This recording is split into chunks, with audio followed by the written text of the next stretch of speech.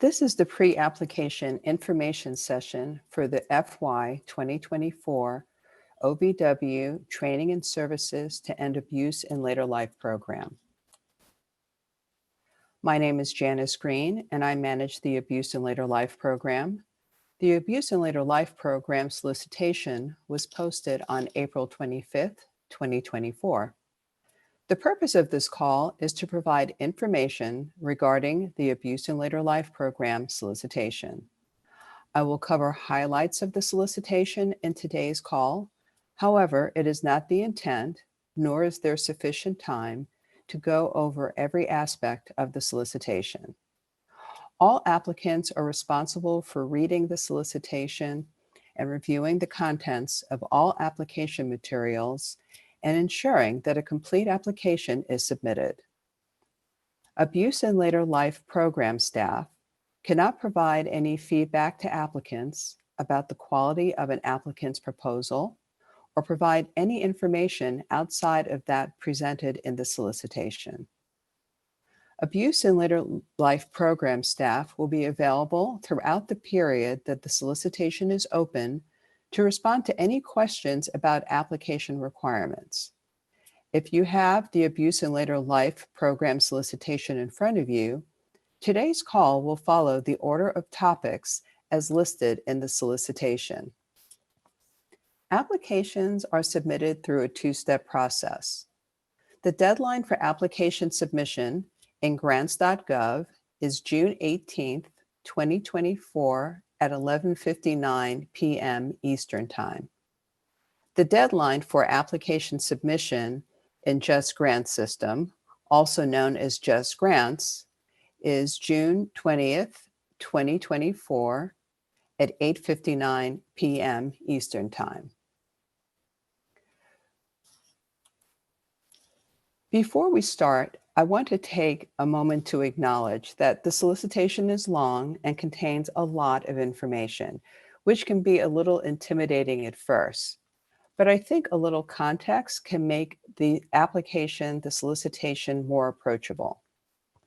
The first thing to know is that the Abuse in Later Life program has been designated to be a turnkey program.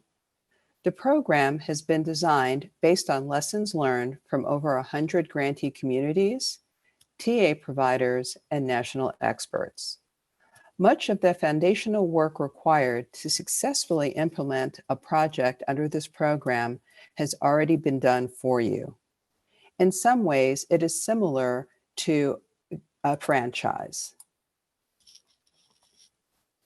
Imagine that you want to start a business. You can opt to go it alone, or you can go with a franchise. If you decide to go on your own, you have a lot to figure out, including all the steps to go from having an idea to opening the business. It's a time-consuming process, and if you haven't done it before, costly mistakes may cause you to waste both time and resources. On the other hand, if you go with a franchise, much of the process has been figured out for you, including a roadmap for the process, training, and support, and these will save you time, energy, and resources. You still have to do the work, but if you follow the steps, you have a very good chance of success. The same thought process applies to the Abuse in Later Life program. Similar to a franchise, the program provides a roadmap on how to implement a successful project in your community based on lessons learned from former grantees. The program lets applicants know who is eligible to apply, who they need to partner with. It provides training for grantees and stakeholders and services for victims of abuse in later life to help communities enhance victim safety and offender accountability. The second thing to know is that even though each project will engage in a number of required activities, those activities take place over a 3 or 4 year period. And OVW and its TA providers are here to support grantees by providing training, resources, and technical support to guide them through the process. Now that we've established a context for the program, Let's jump into the specifics about the Abuse in Later Life program. The Abuse in Later Life program is authorized by 34 U.S.C. Section 12421. In fiscal year 2024, OVW will fund projects that will support a comprehensive approach to addressing domestic violence, dating violence, sexual assault, stalking, neglect, abandonment, economic abuse, or willful harm committed against victims who were 50 years of age or older. In FY 2024, there are 3 new additions to the program. First, applicants proposing to provide additional support to survivors from underserved communities may apply for up to an additional $50,000 to do that work. And that is in addition to whatever the cap is on the amount you can apply for your community. We'll address that in a more detail later. Second, applicants may satisfy the requirement for mandatory law enforcement training by providing the training either in person or virtually. And third, applicants may propose reimbursing law enforcement agencies and prosecutors' offices for the time spent by law enforcement and prosecutors attending in-person abuse in later life program trainings. The amount used for this purpose is capped at 20% of the total award amount. Applicants to Abuse in Later Life program must address the 4 following mandatory purpose areas. 1, providing training programs to assist law enforcement agencies, prosecutors, agencies of states or units of local government, population-specific organizations, victim service providers, victim advocates, or relevant officers in federal, tribal, state, territorial, and local courts in recognizing and addressing instances of abuse in later life. 2, providing or enhancing services for victims of abuse in later life. 3, establishing or supporting multidisciplinary, collaborative community responses to victims of abuse in later life. And 4, conducting cross-training for law enforcement agencies, prosecutors, agencies of states or units of local government, attorneys, healthcare providers, population-specific organizations, faith-based leaders, victim advocates, victim service providers, courts, and first responders to better serve older victims. Applicants may also address the following 2 permissible purpose areas. 1, provide training programs to assist attorneys, healthcare providers, faith-based leaders, community-based organizations, or other professionals who may identify or respond to abuse in later life. And 2, conducting outreach activities and awareness campaigns to ensure that victims of abuse in later life receive appropriate assistance. Pursuant to 34 U.S.C. Section 12421, 1D, activities under this purpose area are limited to 10% of the total award funds. The Abuse in Later Life Program statute requires that priority be given to proposals providing services to culturally specific and underserved populations. Applications proposing to meaningfully increase access to OVW programming for these populations will be given special consideration.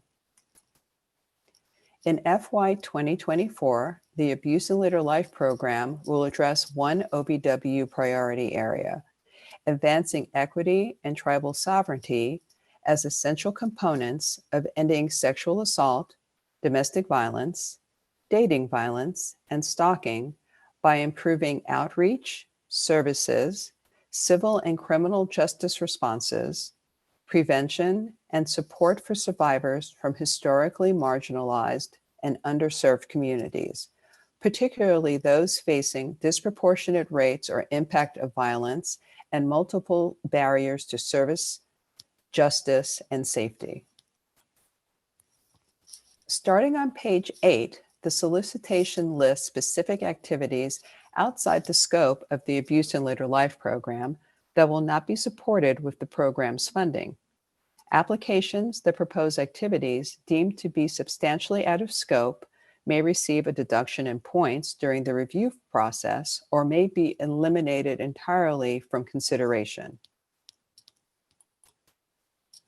Funding levels under this program for FY 2024 are as follows: $400,000 for projects with a service area population of up to 400,000, $600,000 for projects with a service area population of 400,001 to 700,000, $750,000 for projects with service area population of 700,001 and above, and $750,000 for statewide projects regardless of the service area population. The award period is 48 months for new applicants. Budgets must reflect a 48-month period. A minimum of 25% of the proposed budget funds must be allocated for outreach and direct services for older victims. The award period is 36 months for continuation applicants.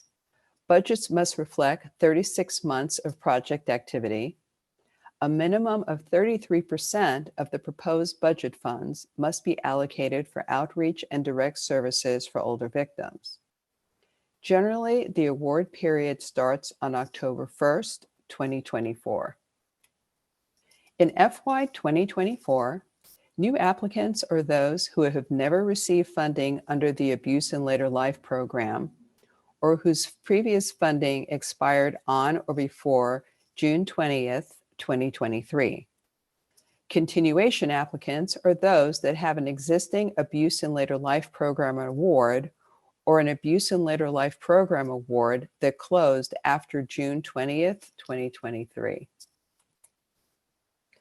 Please note that recipients of an FY 2022 or FY 2023 award under the Abuse in Later Life program are not eligible to apply as the lead applicant or as a partner subrecipient on an FY 2024 proposal. Likewise, an organization that is a partner subrecipient on an FY 2022 or FY 2023 award is not eligible to apply as the lead applicant or as a partner subrecipient on an FY 2024 proposal. Current grantees with a substantial amount of unobligated funds remaining, 50% or more of the previous award, as of March 31st, 2024, without adequate justification may not be considered for funding or may receive a reduced award amount if selected for funding in FY 2024. There are a number of mandatory program requirements for grantees of the Abuse in Later Life program. Let's start with the program's training requirements. New grantees must engage in the following mandatory training activities during the required 4-year award period. First is grantee orientation, which will require grantees to send representatives from 4 required MOU partners and the project coordinator to the event. The second is new grantees must provide training to law enforcement either through virtual or in-person training. The virtual training course consists of 23 modules, which provide basic and advanced training on identifying and addressing abuse in later life. The course is self-paced, can be done in multiple sessions, and takes about 6 hours to complete. Grantees who opt to do the in-person training will send a multidisciplinary training team with representatives from the 4 required MOU partners and the project coordinator to the Law Enforcement Training of Trainers event. This training team will attend this 3-day event and then return to your community to redeliver an 8-hour law enforcement training to law enforcement in the project service area. Grantees who opt to provide in-person training may reimburse law enforcement agencies for the time their personnel spends attending the in-person training. Third, new grantees must provide advanced law enforcement training for detectives and investigators in this community. This can be done in person or virtually. Grantees providing in-person training will use funds in their budget to bring national experts to their community to provide the local advanced training.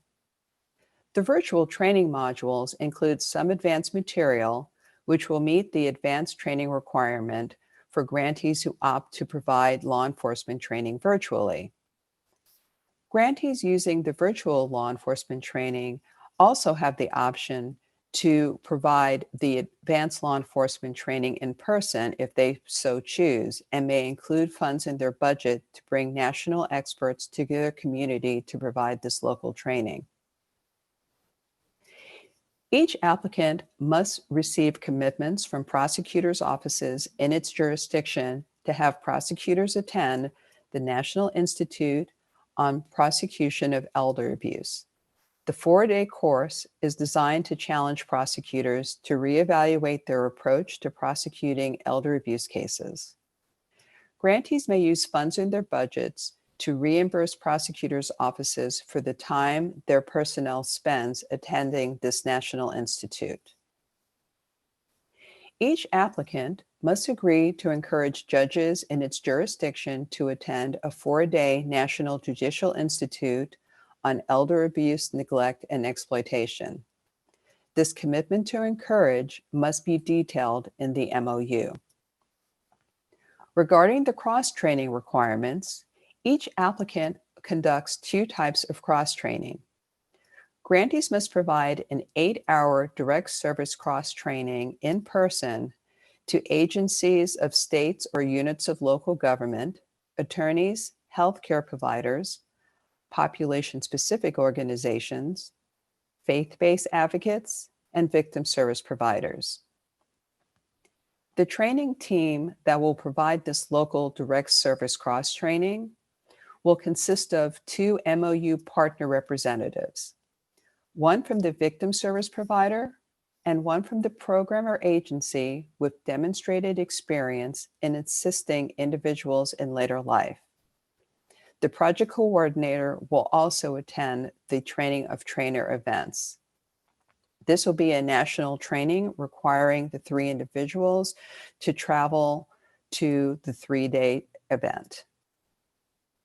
Each applicant and its project partners must also agree to conduct an additional full-day cross-training in their community. In the morning, they will conduct a half-day kickoff event to help various disciplines and stakeholders develop a better understanding of the role each one plays in addressing abuse in later life in their community. In the afternoon, a coordinated community response, or CCR event, will be held to meet and discuss the role that the CCR will play in the implementation of the project. The trainers, including their travel costs for this event, will be provided by the OVW Abuse in Later Life Program's technical assistance provider. Grantees will be responsible for providing a venue for this local event. Participants will be required to travel in order to attend the following OVW-sponsored training events: New Grantee Orientation, the Law Enforcement Training of Trainers event, if you're doing the training in person, and the Direct Service Training of Trainers event, the Prosecutors Institute, and the Judicial Institute.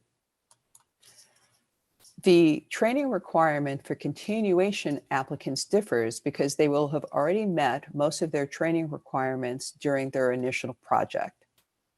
Continuation applicants must send representatives from the 4 required MOU partners and a project coordinator to grantee orientation.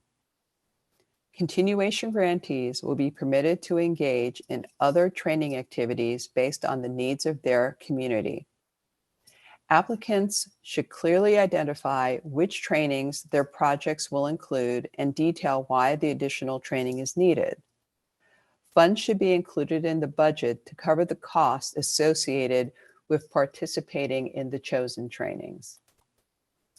In addition to training and cross-training, both new and continuation applicants must agree to establish or support a multidisciplinary, collaborative community response to abuse in later life, including domestic violence, dating violence, sexual assault, and stalking. The final purpose area that applicants must engage in is providing or enhancing services for older victims. New applicants must agree to engage in a two-phase effort to provide services to older victims and detail these efforts in the MOU. All new applicants are required to allocate a minimum of 25% of their proposed budgets to fund the outreach and direct services for victims. During the planning phase, grantees will work with OVW and the Abuse in Later Life Program technical assistance providers to establish the groundwork for developing or enhancing outreach and services for older victims. The planning phase will be for 12 to 18 months. Upon successful completion of the planning phase and upon receipt of OVW approval of the strategic plan for outreach and service delivery, grantees will begin the implementation phase for the delivery of services to older victims. Funds included in the budget for the implementation phase will be on hold through a special condition to the award. Grantees will not have access to these funds until OVW determines that they have successfully completed the planning phase, that the proposed use of funds address the needs of older victims as identified in the planning phase, and that the grantee has an acceptable strategic plan in place. Continuation applicants must agree to provide outreach and services for older individuals. All continuation applicants are required to allocate a minimum of 33% of the proposed budget to fund outreach and direct services for older victims. Continuation grantees will be required to conduct a critical assessment to re-examine the outreach and services that were funded under their initial Abuse in Later Life award, to ensure that they continue to meet the needs of older victims and address challenges in services provision that occurred during their initial project. This review will take place within 6 months of the project start date. The list of eligible applicants for this program can be found in the solicitation starting on page 15.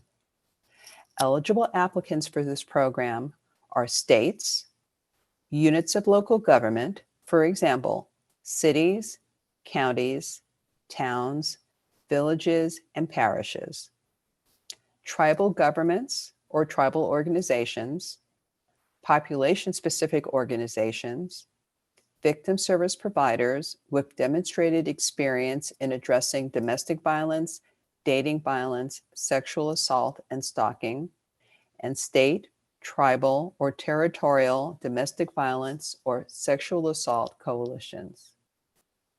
Non-eligible entities generally include, but are not limited to, police departments, pretrial service agencies, district or city attorney's offices, sheriff's departments, probation and parole departments, and universities. These agencies or organizations are not eligible to apply directly for funding, but may assume responsibility for the development and implementation of the project.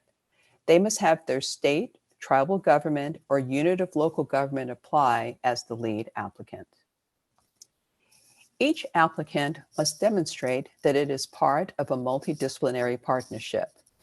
This required partnership must include, at a minimum, the following 4 required partners: at least 1 in law enforcement agency, 1 prosecutor's office, 1 victim service provider, and one nonprofit program or government agency with demonstrated experience in assisting individuals in later life.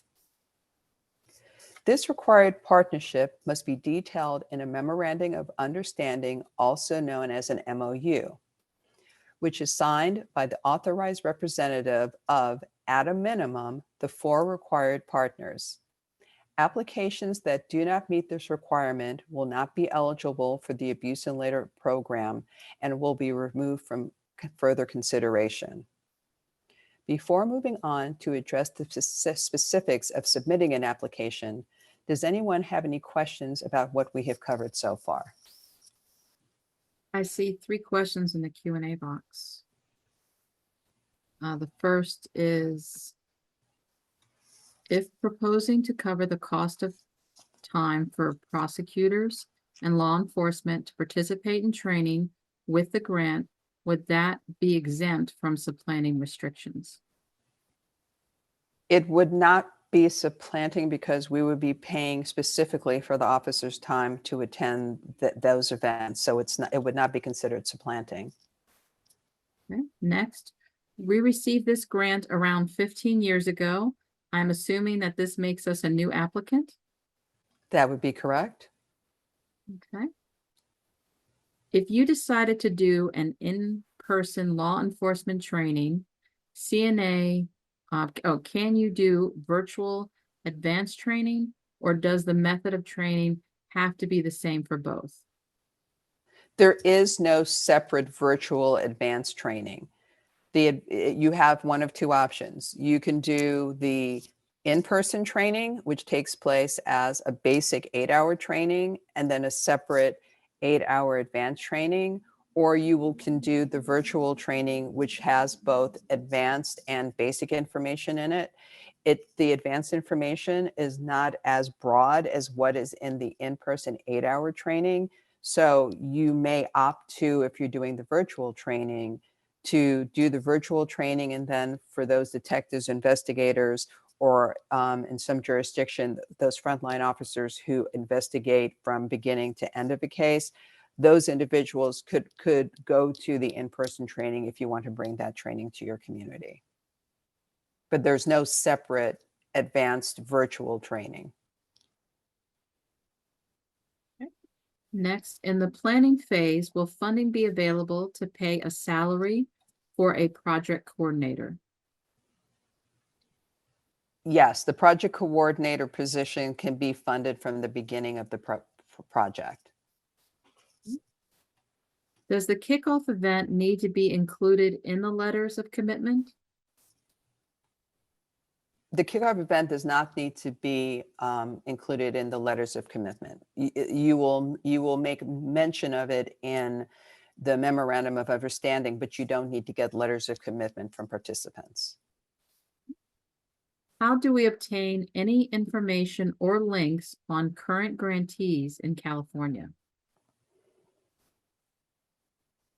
On the OVW website under grants, and if you send me an email to the email address for the program, which is ovw.elder@usdoj.gov, I can, it's there on our website. It can sometimes be a little difficult to find, but if you send me an email with that question, I will send you an email directing you specifically to where to find that information on our website.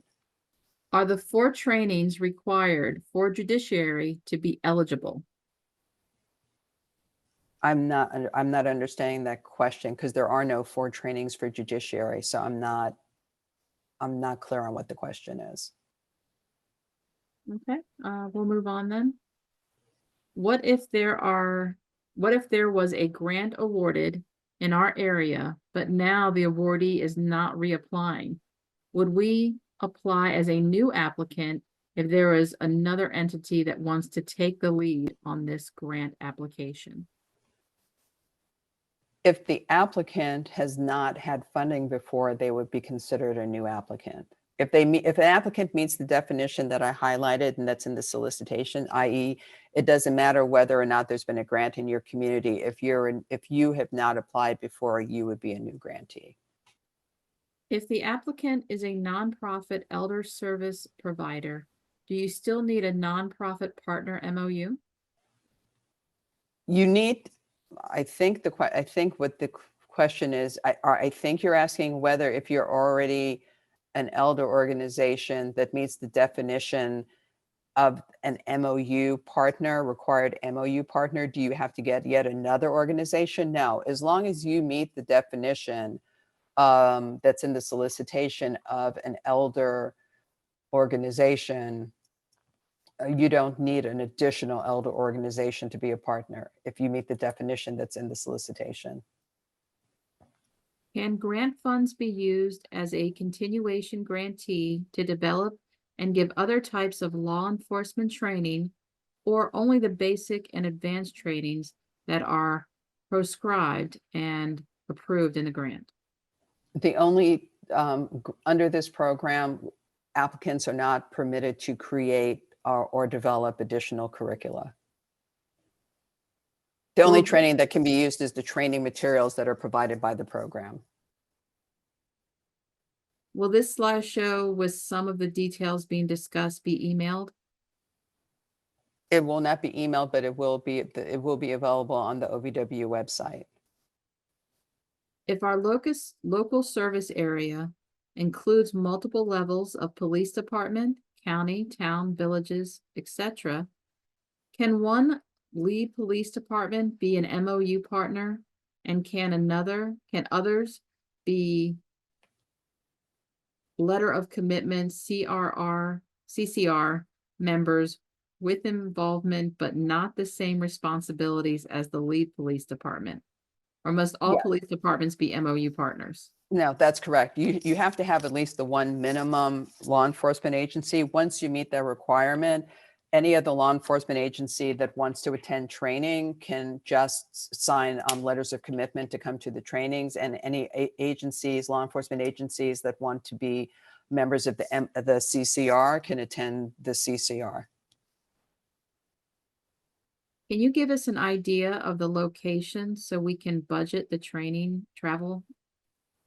You can use there is a sample budget in the back of the solicitation. You can use the dollar amounts that are there, because we never know where the trainings will be held until we get close to the training dates. Can you please confirm the following? One, district attorney offices cannot be the lead applicant for this funding opportunity. And two, attorneys' ADA positions are not an allowable expense under this award. Both are correct. If you're a district attorney's office that wants to apply, the city, state, county, whatever the government agency that you fall under would have to be the applicant. They can choose to have the prosecutor's office implement the program, but it has to be that government level that is the applicant. And no, you can use grant funds to cover a prosecutor's time to go to the national training. You can use grant funds to cover time that the prosecutor would spend as part of the training team, but this grant is not allowed to fund positions to actually investigate or prosecute cases.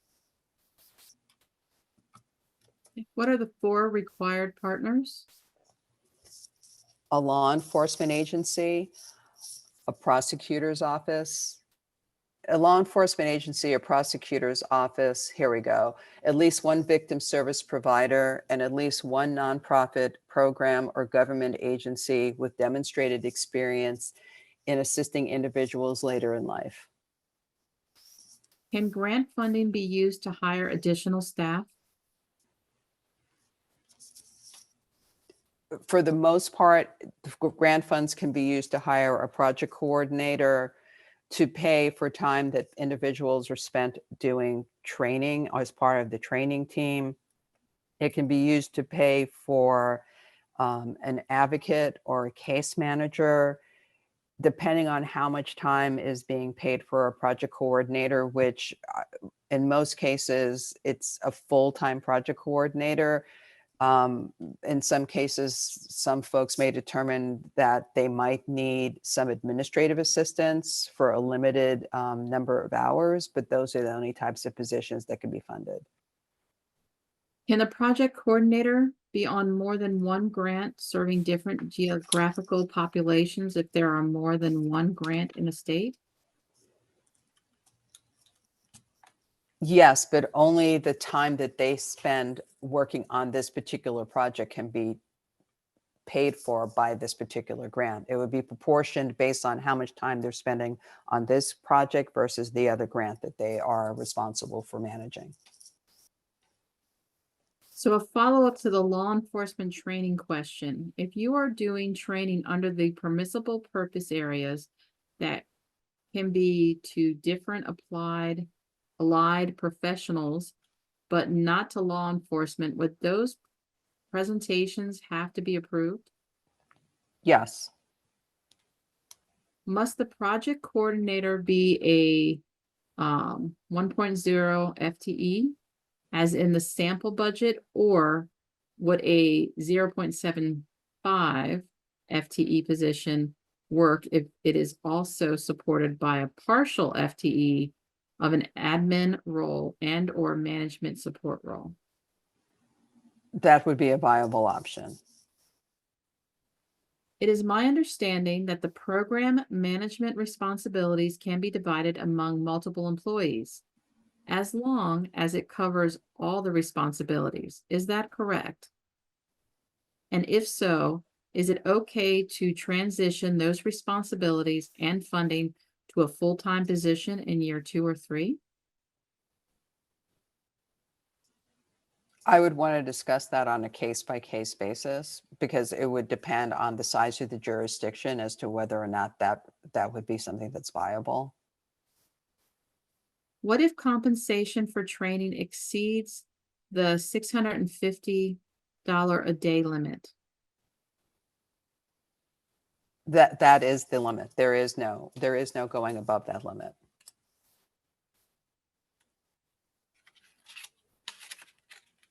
Will additional information regarding parameters for direct services be discussed later during this webinar?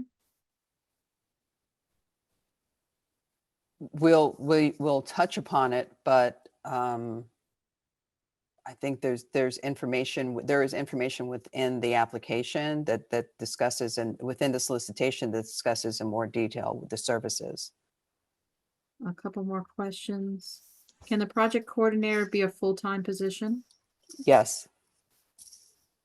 You mentioned that the judicial members must attend 4-day trainings, and it needs to be listed in the MOU. If that doesn't happen, are we disqualified? I did not say that did you say the word judicial? Sorry, I want to confirm. Judicial, yeah. Yes, judges are, what I said was, I did not say judges were required to attend. What I said was that every project must agree to strongly encourage judges in their jurisdiction to attend and note that that effort is going to be made in their MOU. Because we understand that there are times when, for whatever reasons, sometimes judges are not available or don't feel that it is appropriate to attend the training because of concerns they may have about neutrality. And so there's not a requirement that judges attend. There's a requirement that you strongly encourage them to attend. Okay. And lastly, can funds be used to pay for a community outreach / advocate? Yes. Those are all the questions at this time. Okay.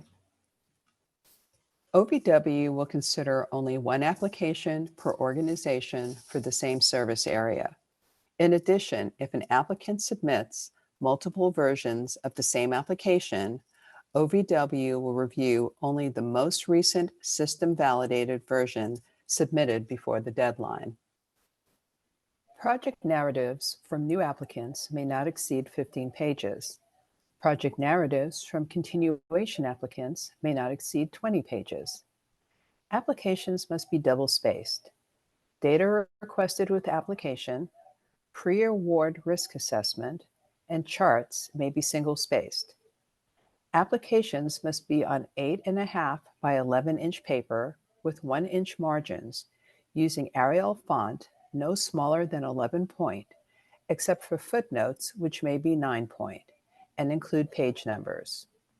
Points may be deducted for applications that do not adhere to these requirements.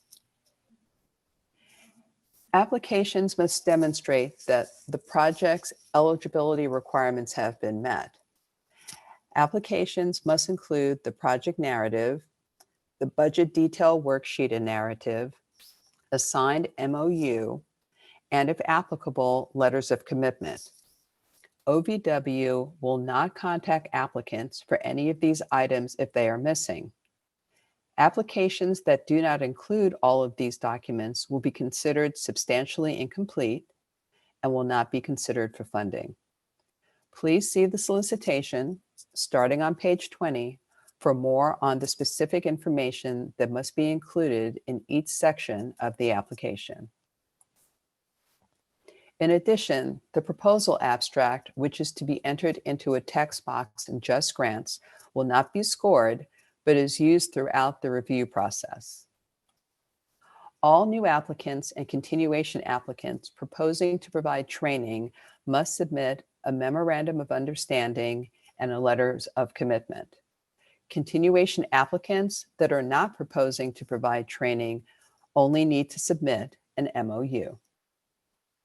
The MOU must clearly identify each of the 4 required MOU partners, consisting of at least 1 law enforcement agency, 1 prosecutor's office, 1 victim service provider, and 1 nonprofit program or government agency with demonstrated experience in assisting individuals in later life. There must be 4 MOU partners. You cannot have 1 organization fill more than 1 role. The MOU partner serving as the required victim service provider must provide services to victims of sexual assault, domestic violence, dating violence, or stalking as one of its primary purposes. The MOU partner serving as the required nonprofit program or government agency with demonstrated experience in assisting individuals in later life must provide services to victims of elder abuse, neglect, or exploitation as one of its primary purposes. All new applicants must submit letters of commitment from each agency and organization, including MOU partners, who are committing to have their personnel participate in the following: law enforcement training, either the local 1-day law enforcement training, the local advanced law enforcement training, or the virtual law enforcement training, the National Institute on Prosecuting Elder Abuse, and the local direct service trainings. Continuation applicants that propose to conduct trainings must submit letters of commitments for the trainings they are proposing as part of their project. Training is a significant component of the Abuse in Later Life program. It is important for a sizable number of law enforcement, prosecutors, victim service providers, and other professionals to be trained to increase the number of professionals able to recognize the signs of abuse in later life and connect older victims with appropriate services. As such, the following will be considered when scoring this section of the application: the number of officers, deputies, detective, investigators, law enforcement agencies are committing to send to the local 1-day training, the virtual law enforcement training, and/or the advanced law enforcement training. The percentage of law enforcement agencies' sworn law enforcement personnel who are committed to attending the 1-day law enforcement or advanced law enforcement training, the number of prosecutors committing to attending the National Prosecutors Institute, and the number of individuals whom agencies and organizations are committed to sending to the direct service cross-training. Letters of commitment that do not clearly specify the number of personnel who will attend trainings will not be considered during the review process. Letters of support may not be submitted in lieu of letters of commitment and will not be reviewed. On the next couple of slides, I'm going to focus on aspects of your application that relate to the documents that our financial team, the Grants Financial Management Division, or GFMD, reviews. More specifically, I'll discuss some items that GFMD has identified from prior year's applications that could help with expediting the review process. So for today, I'm going to highlight certain aspects of the pre-award risk assessment and provide you with a link to a detailed webinar on how to develop the budget that will be included in your application. First, I'll highlight the items identified in the summary data sheet, which is completed by all applicants. Specifically, 3 items I would like to discuss are the nonprofit requirement, the single audit response, and the IRS 3-step safe harbor procedure. If you are an eligible nonprofit organization, which for this program includes tribal organizations, population-specific organizations, victim service providers, and state, tribal, or territorial domestic violence or sexual assault coalitions, to receive training and services to end abuse in later life funding, you are required to submit a determination letter from the IRS recognizing your tax-exempt status. OVW cannot make an award to any nonprofit organization that does not submit a 501c3 determination letter. This is specifically highlighted because applicants are not including this as part of their application, and this further delays GFMD's review process. Please ensure that this document is included if applicable. OVW requests that all applicants provide a statement as to whether they have expended $750,000 or more in federal funds during their last fiscal year. If they have, then they indicate that and also specify the end date of their last fiscal year. GFMD is finding that applicants did not always include all this information. Please ensure that this question is answered in its entirety on the summary data sheet, question number 3. Another item that GFMD wanted to highlight from the solicitation is specifically for nonprofit organizations. If you use the IRS 3-step safe harbor procedure to determine your executive's compensation, you are required to provide a disclosure letter. Please refer to the solicitation for further details and a link to a sample letter. Note that there are 4 required parts of this disclosure letter. The sample letter provided outlines all 4 parts of the disclosure, so please be sure to follow the sample and provide a response to each of the 4 pieces. The next item that GFMD wanted discussed is the pre-award risk assessment questions, which assist them during their pre-award risk assessment review for all applications. Each applicant must prepare a response to all 11 questions, and each question has multiple parts. It was noted during prior years that applicants did not always fully answer all parts of the 11 questions, which in turn requires GFMD to reach out to the applicant, which may delay the funding decision. Some of the most common issues encountered have been, for example, question number 2, where the applicant indicates that they do indeed have internal policies, but they don't provide a brief list of the topics covered in the policies and procedure. On question number 3, some applicants failed to provide a brief summary of the organization's process for tracking expenditures, and more specifically, whether or not it tracks budgeted versus actual expenditures.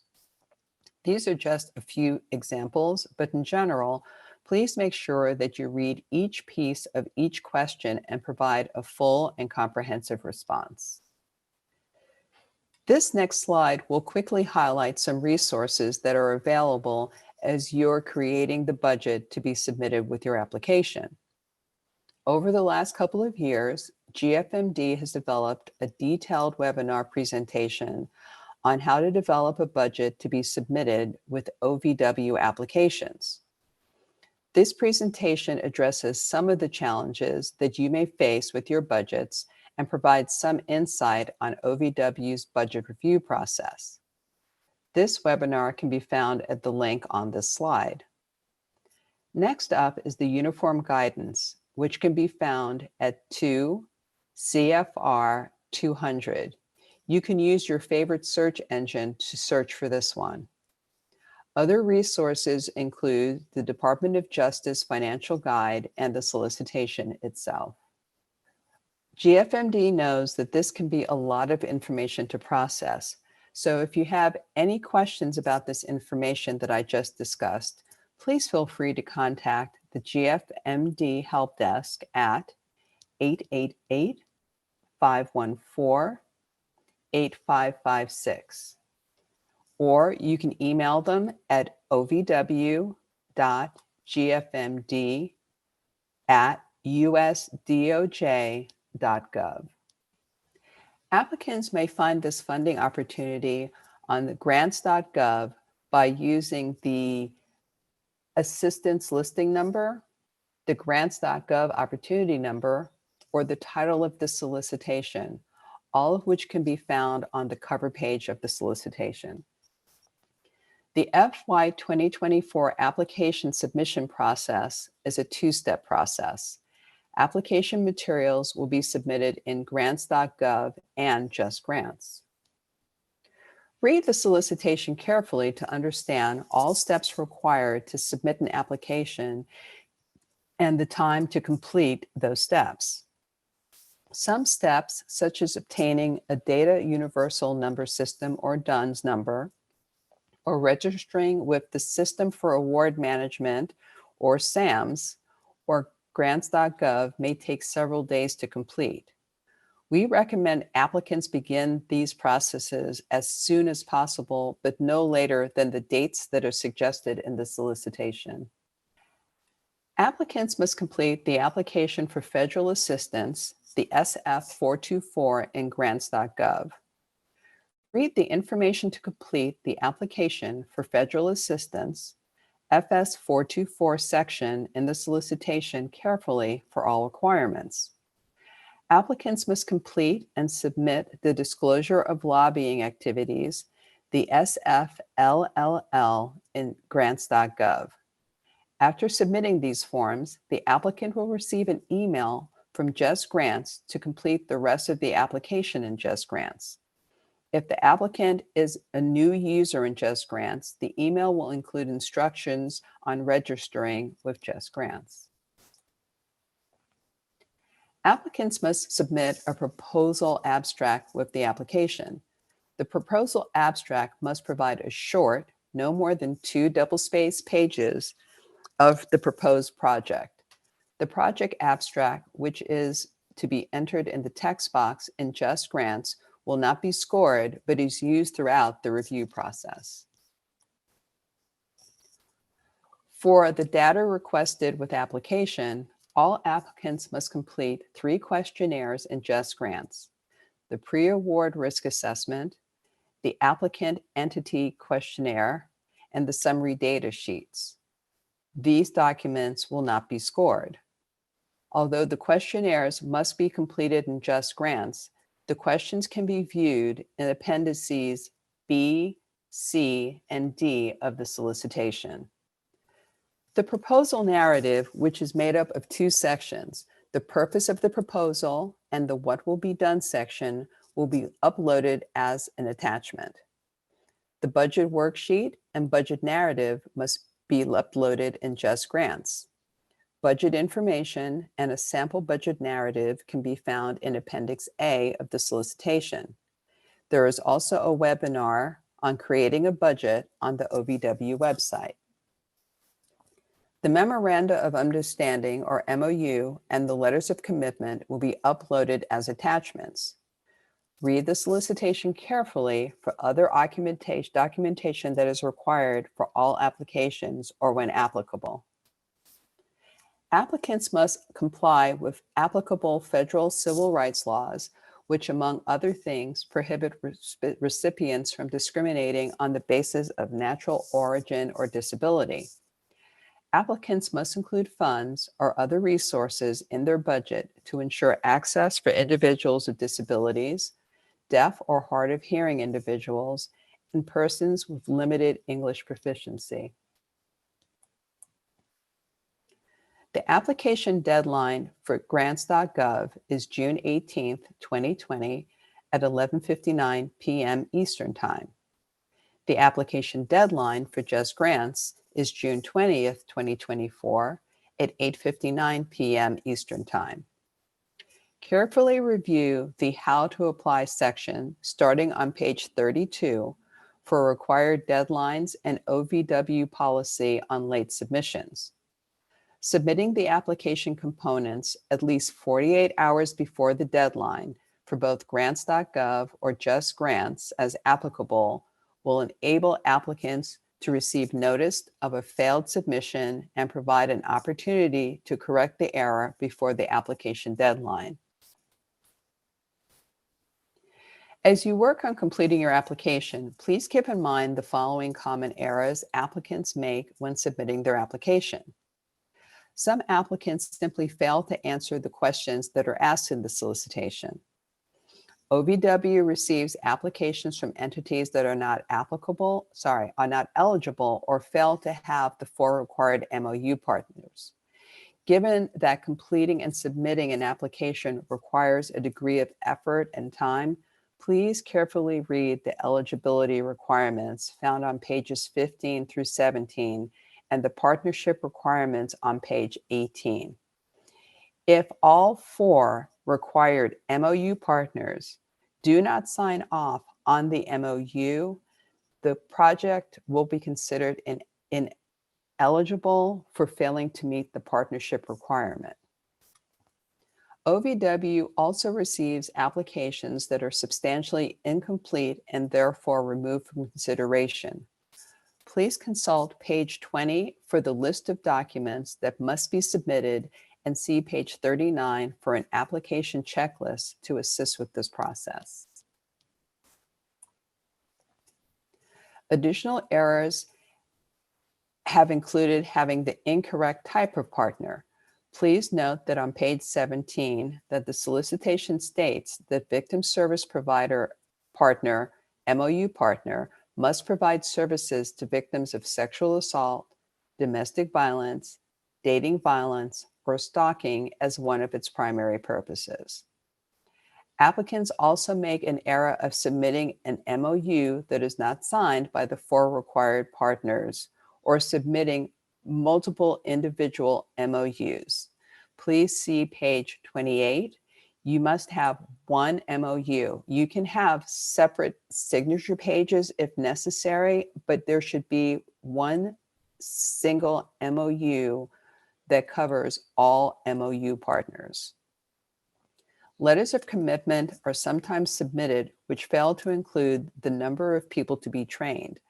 As detailed on page 20, letters of commitment that do not, page 30, letters of commitment that do not clearly specify the number of personnel who will attend training will not be considered during the review process. If anyone has any programmatic questions regarding the solicitation, for example, whether your organization is an eligible applicant or whether a proposed partner meets the program's requirements, you can contact the Abuse in Later Life program by emailing ovw.elder@usdoj.gov or calling OVW at 202-812-6883.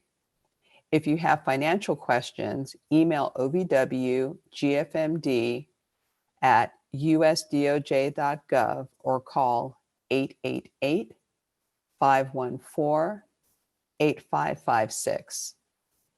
For technical questions about grants.gov, email the grants.gov applicant support at support@grants.gov or call 800-518-4726. For technical questions about OVW Just Grants support, email OVW Just Grants support at usdoj.gov or call 866-655-4482. Before wrapping up today's webinar, does anyone have any additional questions about what we have covered today? There are some questions. In California, MOUs are treated as a contract and can take 2 to 3 months to complete. Would a LOC be accepted that includes a commitment to sign an MOU? Send me an email to the email address and I will have to address that with our legal division. Can you have more than 4 MOU partners? Yes, you may have more than 4 MOU partners. You just have to have the minimum 4 required. What if the applicant nonprofit operates one of its major programs to assist individuals in later life who have been abused, but the program is not the sole or primary purpose of the organization? The agency has operated a state-certified sexual assault service program for more than 30 years, which also serves seniors. I'm not sure what, that was a statement. I'm not sure what the question is.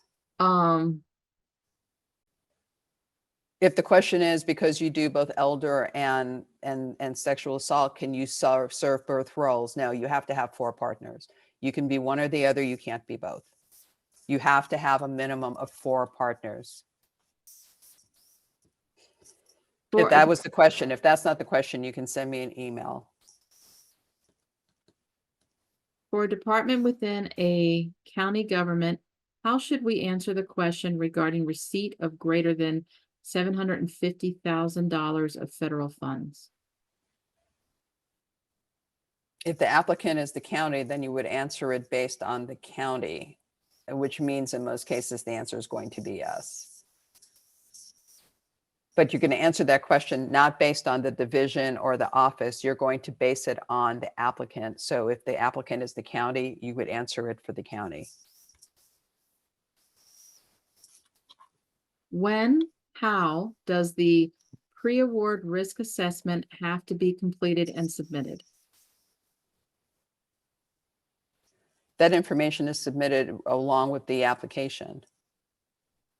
To maximize police participation, can police officers choose to receive/complete their 6 hours of virtual training over a period of up to 6 to 12 months during the 12 to 18-month planning period? Or is the training expected to be completed in a shorter period? It's only a 6-hour training and everything builds upon itself in the training. So technically someone could take 6 months to complete it. However, the utility of it would be lessened because you would probably forget what you learned in the first module, which builds on the other, each module builds on the other module. So yes, it could be done over that longer period of time, but I'm not sure, I would question the effectiveness of doing it in that manner. Can the applicant be the not-for-profit that provides DV, stalking, sexual abuse, etc., or does there need to be an additional MOU partner?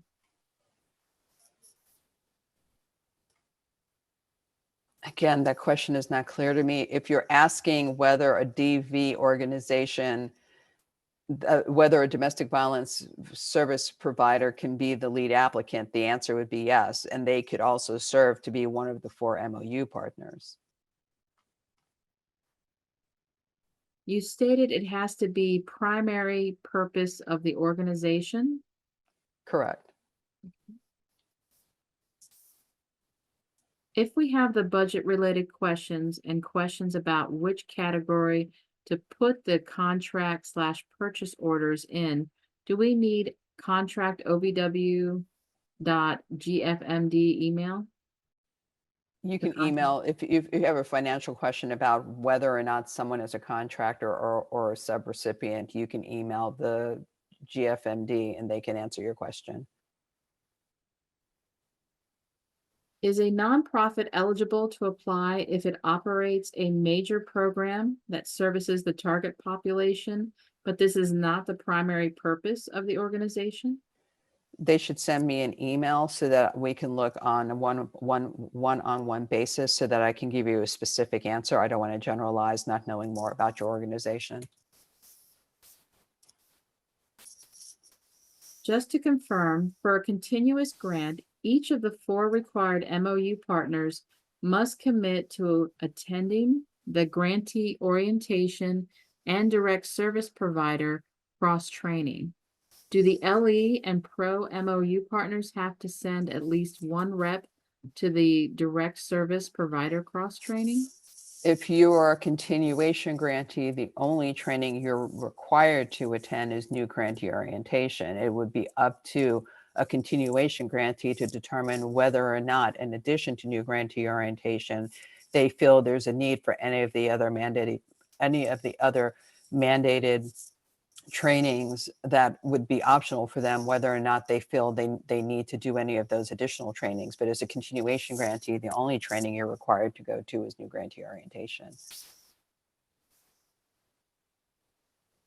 Okay. And lastly, do we need both a LOC and an MOU from police partners? Meaning if the MOU clearly states their commitment to sending a certain amount to the training and so on, is the LOC also needed? Yes. They don't have to spell that out in any detail in the MOU. They can simply say they're going to send people. In the MOU, they can simply say, we will be sending officers to attend whatever training it is, and then refer to, and that commitment will be detailed in the letter of commitment, and then they can send the letter of commitment. That was the last question at this time. Okay, hearing no additional questions.